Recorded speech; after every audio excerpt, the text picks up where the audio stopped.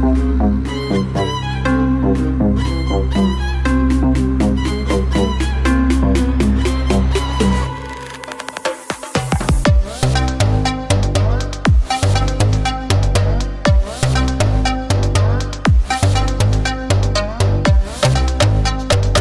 मिलाना चाहूंगा हमारे आज के मेहमान से संगीत जगत की जानी मानी हस्ती सरजूमल के मल। प्लीज वेलकम सुरेंद्र गमखोर संगीतकार सिंह जी। हेलो सुरेंद्र जी, कैसे हैं आप? बहुत कातिल लग रहे हैं, माथे पर लटकाए हुए। थैंक यू अभिषेक जी, लेकिन हमें एक डाउट है, कहिए तो पूछें। पूछिएगा, पर उससे पहले हम आपसे कुछ पूछेंगे। बिल्कुल हुजूर, हम आपके कोठे में जो हैं। कोटा नहीं है सुरेंद्र जी, ये माफी चाहते हैं, कभी कभी हम शराबी पिक्चर के बिग भी बन जाते हैं ना। ठीक है, मर्यादा में रहिए। और ये क्या आपका टेप रिकॉर्डर कभी कभी किचकिच करने लगता है? भारी शब्द है ना, इंग्लिश नहीं आती है हमको, अटक जाते हैं। अच्छा, टेप रिकॉर्डर में हिंदी कैसेट लगी हुई है, इंग्लिश सबटाइटल 404 एरर, अंग्रेजी में डब्बा गुल। अंग्रेजी आती है हमको, लेकिन हम लिखने में भूल जाते हैं। जुबा मिलो अजूबे से। क्या फुसफुस कर रहे हैं आप? कुछ नहीं, कैमरे वाले से बोल रहे हैं, रोल किए हैं ना। कहाँ का माल है, आपको एक फूक की कसम है। रोलिंग की बात कर रहे हैं। माफी चाहता हूँ, गलती हो गई। अच्छा ये छोड़िए, ये बताइए आपका नाम इतना लंबा कैसे है? वैसे तो हमारा नाम सुरेंद्र सिंह था, लेकिन हम इसके आगे और पीछे गमखोर द सिंगर लिख दिए। सुरेंद्र सिंह छोटा और अच्छा तो था। वो इसलिए क्योंकि इसके पीछे एक वजह है। क्या वजह है, हमारी ऑडियंस को भी बताइए। वजह ये है कि छोटा अच्छा नहीं होता है, श्राप होता है, इसीलिए लोग बीच में छोड़ जाते हैं। मैं नाम की बात कर रहा हूँ सुरेंद्र जी। देखिए, हम हारे हुए जमाने के ठुकराए हुए आशिक हैं। जब मुझे कुछ नहीं मिला तो मैंने अपने नाम के आगे गम लिख लिया और मैंने संगीत की राह चुन ली और मैं उसी में चल पड़ा। आप सरजूमल से ज्यादा प्रभावित लगते हैं। जी बिल्कुल, गुरुजी हैं वो, मेरे आदर्श मानता हूँ मैं उनको। उन्हीं ने तो मुझे ये रास्ता दिखाई। प्रणाम गुरुजी की जय। पर उनका काम तो हमें कहीं नहीं दिखाई देता संगीत जगत की दुनिया में। वो इसलिए क्योंकि गुरुजी जा चुके हैं मौन साधना में। वो तो उनकी कृपा थी जो मुझ पर दृष्टि पड़ गई उनकी। मौन साधना में? चलिए छोड़िए। अच्छा ये बताइए, आपकी उनसे मुलाकात कैसे हुई? तो बात थी उस समय की, मेरा हुआ था ताज़ा ब्रेकअप और मुझे लग गई गाना गाने की आदत। और मैं था टट्टी सिंगर, क्योंकि मैं टट्टी घर में बैठकर घंटों गाना गाया करता था। इसी के चलते मेरे घर वालों ने टट्टी घर में ताला लगा दिया। सब बाथरूम सिंगर होते हैं, ये टट्टी सिंगर है। अच्छा ये बताइए, आप पे इतना अत्याचार हुआ, आपने आवाज़ नहीं उठाई? सब कुछ आवाज़ उठाने की वजह से तो हुआ। अगर हम ज़्यादा आवाज़ उठा देते तो हम ही उठा दिए जाते। ऐसा क्यों, बताना चाहेंगे हमारी ऑडियंस को? हम टट्टी घर में बैठकर रियाज किया करते थे, जिसके चलते कोई टट्टी नहीं जा पाता था। तो फिर आप कहाँ रियाज करते थे? टट्टी घर में तो ताला लगा दिया आपके घर वालों ने। फिर मैं खेत में जाने लगा टट्टी के लिए और वहीं रियाज करने लगा। अच्छा चलिए ये बताइए कि उनका आपकी मुलाकात कैसे हुई उनसे? गुरुजी थे अपने खेत के किनारे एक झोपड़ी में और एक दिन आए और मुझे लाठी मारे और कहते हैं, कौन मादर चोद यहाँ गत है। अच्छा, तो ऐसे आशीर्वाद दिया उन्होंने आपको? खा का आशीर्वाद दिया। अभी आप ही ने तो बताया कि लाठी मार के आपके पिछवाड़े सुझा दिए उन्होंने, इसे आशीर्वाद ही तो कहते हैं। मैं जाता था खेत में टट्टी करने और वहाँ मटर बोया था और मैं वहाँ छोला कर रहा था, जिस वजह से गुरुजी ने मुझे लाठी मारा। काफी कठिन रास्ता रहा आपका। फिर आप कहाँ हगने, माफ करना, रियाज करने गए? क्योंकि सरजूमल ने तो आपके पिछवाड़े में मल्ली दिया था। हाँ, मुझे बहुत मेहनत लगी और बहुत खोज की मैंने। हाँ, किताबें पढ़ी होंगी संगीत की, उनके बारे में सीखा होगा। संगीत नहीं, खेत के बारे में। कौन से खेत में क्या बोया है, कौन सा खेत खाली है, क्योंकि घर के टट्टी घर से तो हम हमेशा के लिए बर्खास्त हो गए थे। चलिए छोड़िए, और आप अपना टट्टी कविता बंद करें। ये बताएं कि आपका फेवरेट सिंगर कौन है और आप किसके साथ काम करना चाहेंगे? वैसे तो बॉलीवुड ने मुझे बहुत इंस्पायर्ड किया है।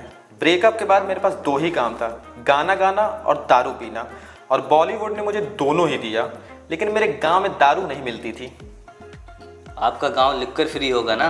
नहीं, हमारे यहाँ कच्ची महुआ मिलती है, बिल्कुल बना कर। तो मैं आने से पहले 2 ढकेल के आया था और एक आपके लिए लेकर आया हूँ, अगर आप पीना चाहें। नहीं नहीं, माफ़ करें, मैं नहीं पीता ये सब। कोई बात नहीं। ये बताएं, आपने बताया नहीं कि आप किसके साथ काम करना चाहेंगे।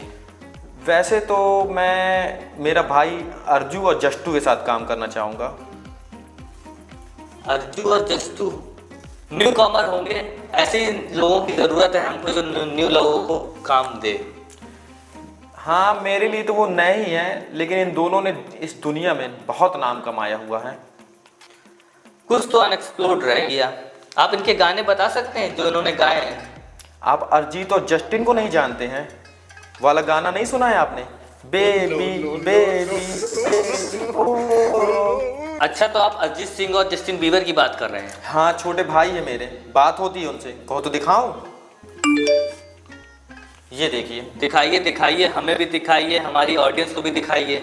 ये देखिए, आप भी, आप बाद में देख लीजिएगा। महोदय, हमें तो दिखाएं। ये देखिए, जस्टिन बीबर और अरिजीत की चैट। लेकिन इसमें तो सारे मैसेज आपने किए हैं, उनके मैसेज तो है ही नहीं इसमें। उन्होंने डिलीट कर दिए हैं। यहाँ से एक भी मैसेज सीन नहीं हुआ है, फॉलो भी नहीं किया उन्होंने आपको। हमारी दिल से बात होती है। कहो तो दिल खोल के दिखाऊं? दिल खोल के दिखाऊं? भाई साहब, जल्दी जल्दी सवाल पूछिए, मुझे और भी जगह इंटरव्यू के लिए जाना है, लेट हो रहा है। सुरेंद्र जी, ये बताइए कि आपने कौन कौन से गाने गाए हैं, ताकि हमारी ऑडियंस भी आपसे कनेक्ट हो सके। मैंने ज़्यादा गाने गाए नहीं हैं, बस लिखे हैं, लेकिन मुझे आज तक क्रेडिट नहीं मिला। अब समझ में आ रहा है इसको हर शादियों में जूते क्यों पड़ते हैं। क्या कह रहे हैं? क्या कह रहे हैं? जी कुछ नहीं सुरेंद्र जी, मैं बस आपसे ये पूछना चाह रहा हूँ, आपका कोई और गाना है जो आपने गाया हो, लिखा हो? हाँ, एक गाना और है। बताएं जरा, हमें भी बताएं। मर्द बैठे टट्टी में, मेहरिया बैठे दूसरे की भट्टी में।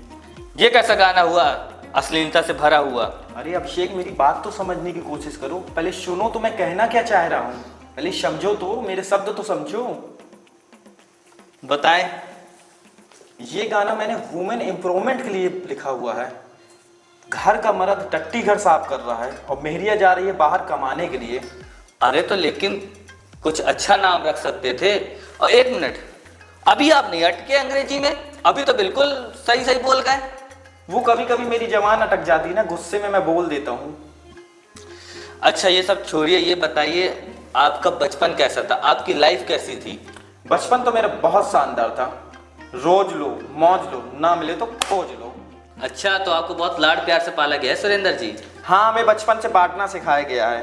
पापा जी 2 रोटी खाते थे और हमें आधा कौर खिला दिया करते थे, और कभी कभी दूध पीते थे तो हमें चौक घोर कर पिला देते थे, लेकिन कभी हमें अपने से अलग नहीं समझा है। हाँ, कभी गुस्सा हो जाते थे तो उसी बेल्ट से मारते थे जो उन्होंने हमें बचपन में दिलाई थी। आप ही की बेल्ट से आप ही को पेल देते थे?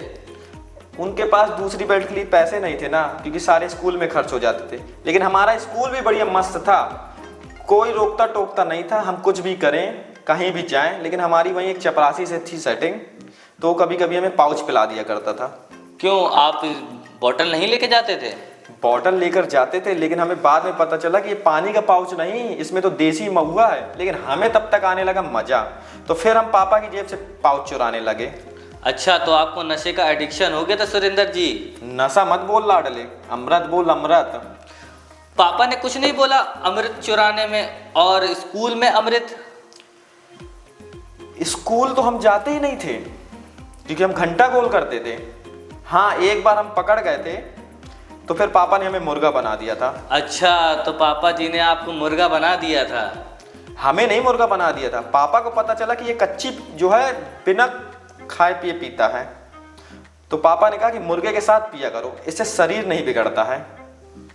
हम किसी भी प्रकार का नशा और वायलेंस का सम्मान नहीं करते हैं, हम किसी भी प्रकार के नशे और वायलेंस का प्रमोट नहीं करते हैं। ये सुरेंद्र जी के स्वयं के विचार हैं, अपना व्यक्तिगत मानना है, और इसी के चलते हम सुरेंद्र गमखोर संगीतकार सिंह जी से अलविदा लेते हैं। आप यहाँ से जा सकते हैं।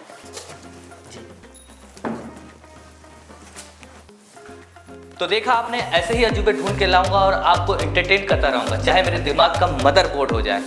वीडियो अच्छी लगे तो लाइक करें, कमेंट करें, सब्सक्राइब करें और शेयर करना ना भूलें। बाय, आई लव यू, शब्बा खैर, नमस्कार।